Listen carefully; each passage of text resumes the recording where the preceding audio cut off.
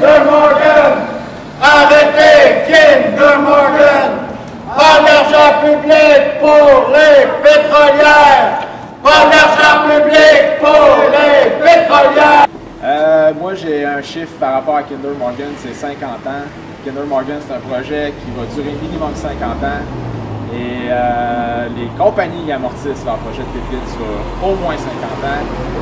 Donc, quand M. Trudeau dit qu'il va faire la transition énergétique et qu'en même temps il dit que Kinder Morgan c'est un projet important pour l'unité canadienne, moi je pense qu'il y a quelque chose là, qui ne fonctionne pas. Tous les pipelines pratiquement sur une période de 20 ans ont des fuites qui sont détectées dans les sources d'eau.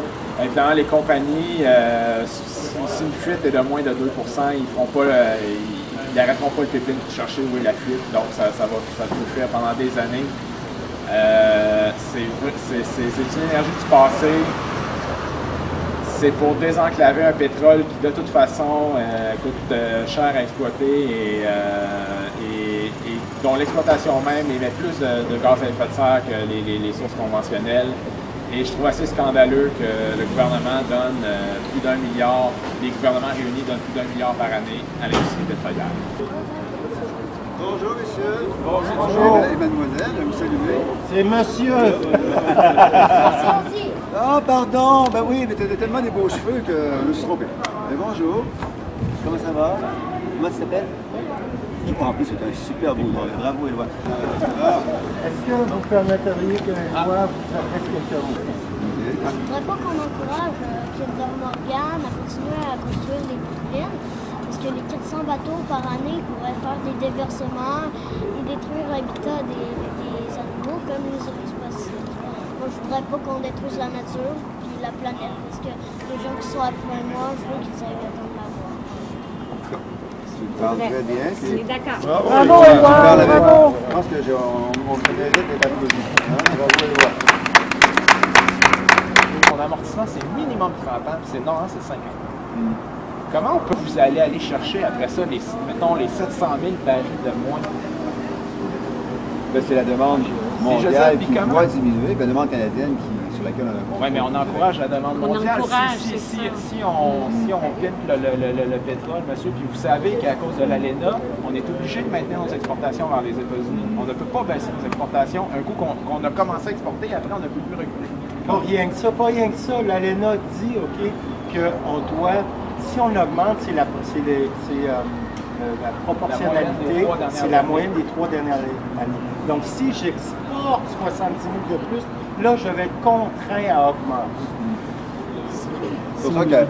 Ben, alors, la diminution Oui, de la l'argent. Les subventions doivent effectivement diminuer pour les énergies fossiles et ça va continuer de se mettre en place. En même temps, il faut réduire avec une tarification solide qui est mordante, que les gens n'aiment pas tous, là, comme vous savez. Nous, on va de l'avant parce qu'on pense que c'est important. Les gens n'aiment pas ça. Donc, à la limite, pourquoi subventionner d'un côté quelque chose qui accroît l'exploitation du pétrole et d'un autre côté, on met une taxe qui, elle, fait chier le monde. Je sais que cette taxe-là est impopulaire, mais pourquoi au contraire, pas prendre cet argent-là? Pour certains, pas tous. Oui, moi, je sens un appui important au Québec et dans beaucoup d'autres endroits au Canada pour lutter contre la pollution. Il faut que vous fassiez des choses pour que ça chute. Si on met du pétrole sur un plateau d'argent, ça ne chutera pas, les gens vont continuer à consommer. Il faut diversifier notre économie aussi. Tout à fait. Et l'Alberta devrait diversifier davantage parce que quand le baril de pétrole baisse, on le sait, ils deviennent. C'est sûr que leur économie baisse, il faut diversifier.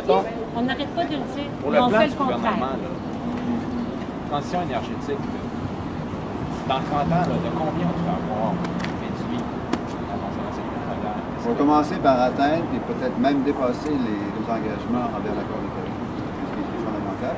Ça va donner, disons, un modèle pour d'autres pays qui nous regardent, qui voient si nous, on est sérieux. Parce que vous savez, dans le monde, là, les pays se comparent. Si le Canada ne remplit pas ses engagements, il y a d'autres pays qui vont dire, ben, nous, on ne va pas le faire non plus. Quand on a un modèle, puis le gouvernement canadien, les Canadiens, parce que c'est pas le gouvernement qui fait le travail, hein, c'est le Canada, puis c'est un ensemble de voix. Ça donne un exemple et un modèle pour d'autres pays qui, autrement, seraient moins portés à faire leur part. Je ne veux pas interrompre la discussion, mais il y a des gens qui nous attendent. Donc,